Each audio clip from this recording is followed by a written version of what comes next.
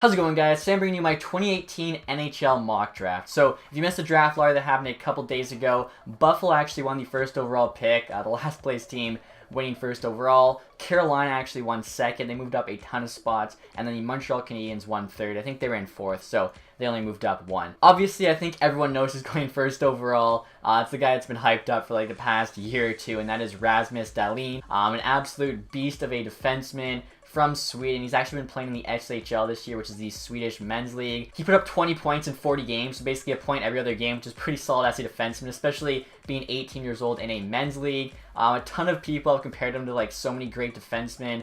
Ray Ferraro said he defends like Lidstrom, skates like Carlson, which is just insane. And speaking of Nick Lidstrom, Lidstrom actually said that Dahlin is better than he was at that age. So I mean, if he even ends up being close to the player that Lidstrom was, that is insane. As most people would say, Lidstrom's the best, if not one of the best, defenseman to ever play in the NHL. And next up at the number 2 pick, we have the Carolina Hurricanes. This is another pretty obvious selection. Behind Dahlin pretty much all year and even last year. The consensus number 2 has been Andrei Svechnikov, and I believe Carolina will take him. You could definitely argue Carolina needs a center more than a winger, but the drop-off to like the next best center is pretty big. You could actually even argue they need a goaltender more than a center, but I don't think there's any first-round goalies, especially not like top 5 goalies in this draft. So Svechnikov obviously is an absolute beast, the best forward in the draft by far in my opinion. I was really hoping Detroit could get this pick and reunite the Svechnikov brothers, but that is okay. If you guys missed my video talking about who deserves Dahlin the most, I actually said Carolina, so I'm happy to see them with a top 3 pick. Again, Svechnikov is just a very skilled forward. I think he could definitely make the NHL next year, as if he was in the 2017 draft, he probably would have went first overall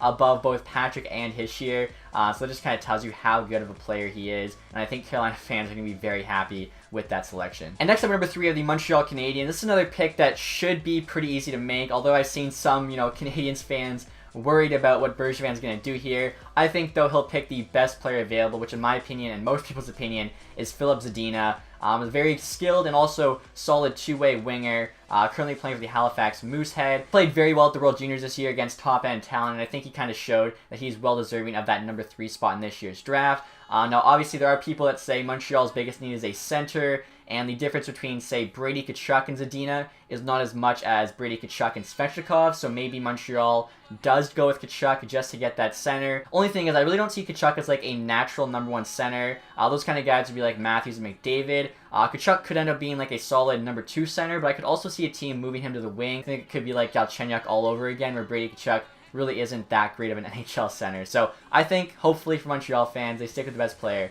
and take Zadina. And speaking of Brady Tkachuk, I think the Ottawa Senators will be taking him at number 4. Pretty much every draft board I've seen has him ranked as the number 4 prospect. Now, there are a lot of people that don't think he should be that highly rated, as he only had 8 goals this season in his freshman year at college, but I watched him play at the World Juniors. I thought he looked really good. One of America's best forwards for sure, and you have to remember too, under 20 tournament, being only 18, that's pretty impressive. So another thing I've heard, this is just a rumor, but pretty good source I think, and they said how Ottawa wants a player to help them out immediately from the draft. And if you look at the fact that they traded their 2019 first-round pick to Colorado, it makes a lot of sense. And a lot of people have said that after Dahlin, Brady Tkachuk's probably the most NHL-ready player in this draft. So although his ceiling might not be as high as some of the other guys, they'll take, say, 3 years to make it to the NHL, where he can jump in right away and have an impact, especially with the role he plays. He could definitely play in that bottom 6 and still be effective. Now, I did think there was a chance Ottawa could take a defenseman here, basically to replace Carlson in case he leaves. I was looking at either Boqvist or Bouchard, but I think they'll stick with Tkachuk here. And next up at number 5 here, we have the Arizona Coyotes. So, speaking of those 2 defensemen I just mentioned, Boqvist and Bouchard, I think Arizona's going to go with the D-man here in Boqvist. Very skilled defenseman. I saw one person say how he's like the kind of new age defenseman, and that's the kind of player that Arizona's looking for. And we saw that a couple drafts ago when they reached on Clayton Keller, and it worked out quite well. You can definitely see that Arizona values skill above all else, and Boqvist is considered the most skilled defenseman in this draft, other than Dahlin, of course. So I think Arizona takes Boqvist here, especially too if they're unable to sign Ekman Larson or they trade him away. And next up here at number 6, we have my favorite team, the Detroit Red Wings. So a few guys they could choose here: Evan Bouchard, Quinn Hughes, and Oliver Wahlstrom. I think they're going to go with the guy in their own backyard in Quinn Hughes. A lot of people now have Bouchard ranked as the higher prospect, but for like the first 90% of the season, it was Quinn Hughes, and they probably scouted him like crazy as he does play for Michigan. And I feel like, he's just going to be their guy, and they're going to stick with him. Honestly, I think Hughes Is he better than Bouchard? I think they're both two very different defensemen. Hughes is more offensive and a better skater, where Bouchard is kind of more physical and a bigger player as well.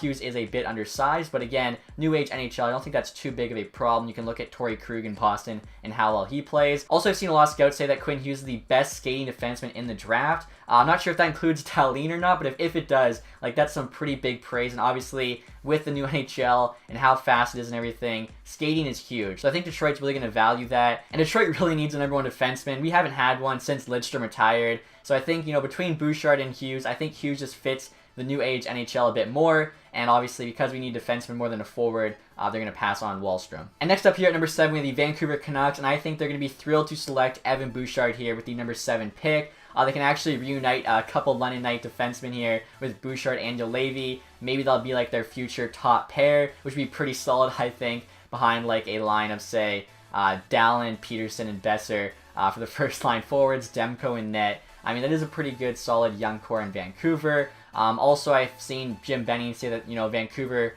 is wanting a defenseman, and Benning doesn't seem like the GM that lies. Sometimes he's a little bit too honest, so I think I can trust that in them thinking they would prefer a defenseman to a forward in this year's draft. Also, Bouchard's a very good defenseman as well. He had 87 points this year, playing in the OHL for the Knights. He was also the captain of the team. Probably the best, well-rounded defenseman behind Dahlin. Again, it's just kind of like what the teams want. So I think Vancouver will still be very happy with him at number 7. And we're now moving on to the Chicago Blackhawks pick at number 8. And they're actually going to get a guy who was a hockey phenom from a young age in Oliver Wahlstrom. I'm sure some of you will remember this clip of a kid putting on an absolute show at the skills competition. That was actually Oliver Wahlstrom at 9. He's now 18, so that clip's 9 years old. It's just crazy to think about that, he's now getting drafted. And he's a very, very good prospect in his own right as well. I mean, you can see the hands he had at a young age. He's actually just a natural goal scorer now. Just a very good, highly skilled forward with great hockey IQ. I've seen him listed as both a center and a winger. And I feel like Chicago is getting a great pick here at number 8. I would definitely not be surprised if another team takes him earlier. But if he does fall to Chicago, I feel like they'll be more than happy with that. And moving on now to number 9, we have the New York Rangers, who I think will be selecting Noah Dobson. Not only will Dobson be the best prospect available, but the Rangers are also in dire need of a defenseman. At last year's draft, they drafted 2 players in the first round, both forwards, in Anderson and Schittle. And obviously this year they traded away McDonough. Stahl's not getting any younger. They basically have Shattenkirk and Shea, and that's about it on defense. And Dobson's a very, very solid defenseman. He's actually kind of rounding out the top 9 in this draft.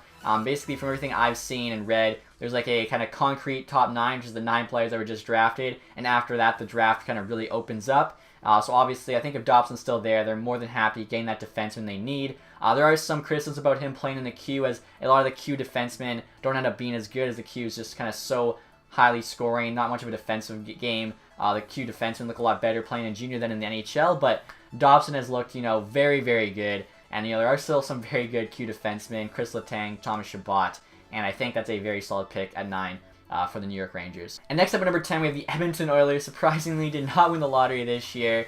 This is actually a very tough pick. Like I was saying, there seems to be a concrete top 9, so Edmonton's really going to open up the draft here depending on what they do. There also is a lot of discussion that they might trade the pick, try and get a puck-moving defenseman, whether that's Edwin Larson, Tyson Barrie, Justin Falk. Really, there's a bunch of guys that could go after, but this mock draft assumes there are no trades for any of these picks. I think, though, they are going to go after a defenseman here, and the next best one available, I believe, would be Ty Smith. A very good skater, which is something Edmonton's looking for. 2 years ago, they wanted to get bigger, stronger, and then they realized that's not really working after they missed the playoffs this year, so now they're trying to get, faster, and I think that will go very well with this pick. Also, they could use some youth on that defense.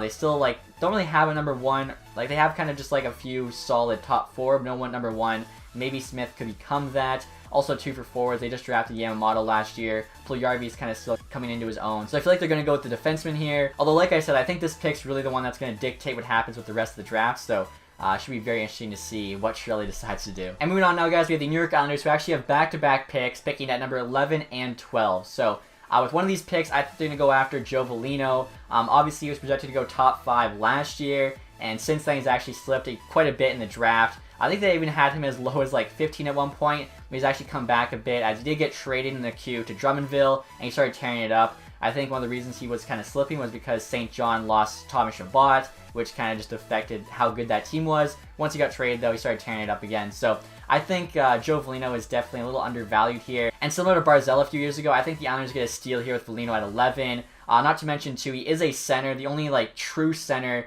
in the top 10-ish of this draft. And if Tavares does decide to leave, Islanders are still pretty good for the future with Barzal as the number 1 and Foligno as the number 2. And then with their next pick here at number 12, I have them taking Bode Wild.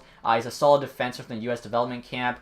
There are forwards that are projected to go higher than him and ranked higher than him on draft boards, but the Islanders still really need a defenseman. Like, their defense, if you guys looked at it last year, was one of the worst in the NHL. The goaltending's not that great either, but like I think their defense might have been the worst in the NHL, so they really need a defenseman. And I think with back-to-back picks, if you're drafting the best player available, who in my opinion would be Foligno, you can afford to then get the best defenseman available with the next pick. And Wild's a very solid two-way defenseman. He's going to be playing in college next year, so definitely interested to see how well he does there. But I think if Islanders can walk away with Foligno and Wild at 11 and 12, they'll be more than happy. And moving on to the number 13 pick, we have the Dallas Stars. Obviously, this draft is being held in Dallas. They're going to want to try and get a very good player here. And I think they'll accomplish that drafting Barrett Hayton. He plays for the Sault Ste. Marie Greyhounds, who absolutely dominated the OHL this year, and he was definitely a big part of that. Also, just like Foligno, he's a natural center. And I feel one thing Dallas is definitely lacking is a true number 2 center behind Sagan. Fasca, for me, isn't quite good enough. Hansel is more of a third-line center. I feel like they really need that true number 2 center to help give secondary scoring behind that top line of Spezza, Sagan, and Ben. Obviously, they drafted Heiskanen last year. They still have Honka in the system as well. Klingberg looks like a beast. They don't need to reach on defensemen here, especially as the drop-off now after Wild gets picked by the Islanders. 2 defensemen is pretty big. So the best available player, in my opinion, who also happens to be a center, would be Barrett Hayton. I think that's a great pick for the Stars at 13. And moving on now to number 14 with the Philadelphia Flyers. This is actually the St. Louis Blues pick, which they traded for Braden Shen. And I think the Flyers get a great player here in Joel Farabee. For the Dallas pick, it was definitely between Hayton and Farabee. I've even seen some people reject him going as high as 10 to the Oilers. But I feel like he's going to drop a bit, simply because he is a winger, and there's a lot of defensemen and center with a similar ranking to him that the teams are going to want more. But the Flyers getting him at 14 here, I think, honestly, is a great, great pick. Very solid two-way player who can score. Just a very good, offensive player. And I feel like it won't be too long before we see him and Patrick playing together in Philadelphia. And with the final pick here, guys, pick number 15, I have the Florida Panthers taking Kotkaniemi.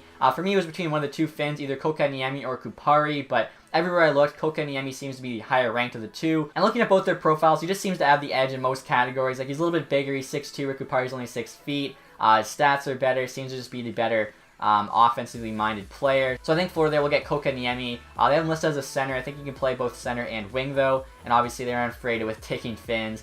Maybe he would be a great winger for Barkov in the future. So that is it, guys, for my mock draft. Obviously only doing the non-playoff teams here. Let me know what you guys thought of my draft picks. I'm sure a lot of you guys have differing opinions. Would love to hear them in the comments section. Other than that, thank you guys for watching this video. If you did enjoy it, leave a thumbs up. Make sure to subscribe if you aren't yet.